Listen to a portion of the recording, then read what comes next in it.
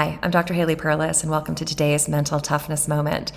The time of this video, it is NBA playoff time, and I specifically want to talk about the East semifinals, Game 5, where the Celtics and the 76ers competed, and the 76ers won in overtime. They actually had a wonderful comeback. And PJ Tucker is one of the athletes, actually the athlete that I want to highlight, because he is being acknowledged for being mentally tough.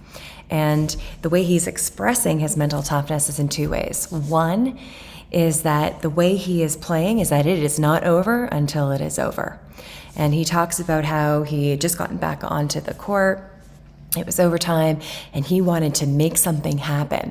Did not matter what was going on prior to or how much time was left. He wanted to make the most of the opportunity he had because the game simply wasn't over yet. And I think that's something that we all need to learn.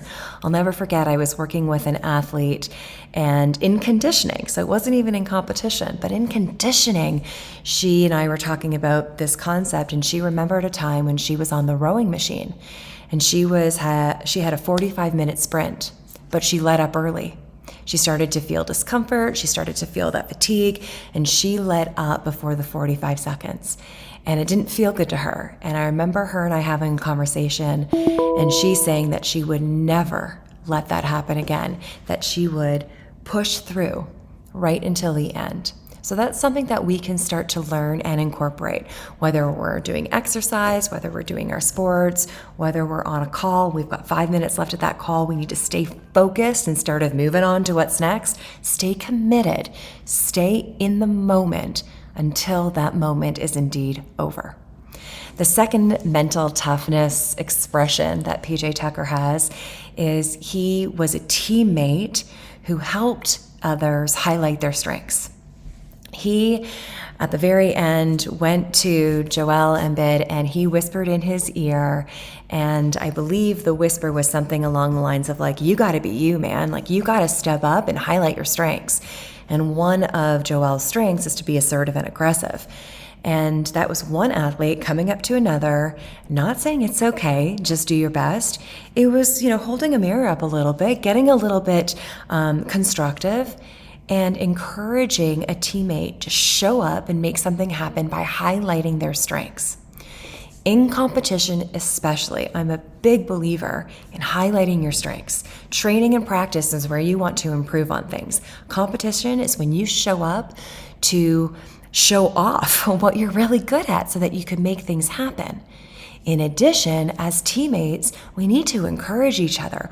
We need to positively push each other. And PJ Tucker did that.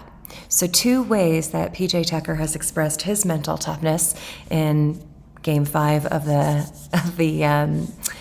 playoffs is that he, 1, knows that it isn't over until it's over. And obviously the scoreboard then reflected that. And then 2, highlight your strengths. Help your teammates highlight their strengths. We can do that with each other. We can do that, again, not just in sport, in exercise, in health, in relationships, in business. So how are you going to persist until the moment is truly over? How are you going to keep at it? And then number 2, what strengths can you highlight next time?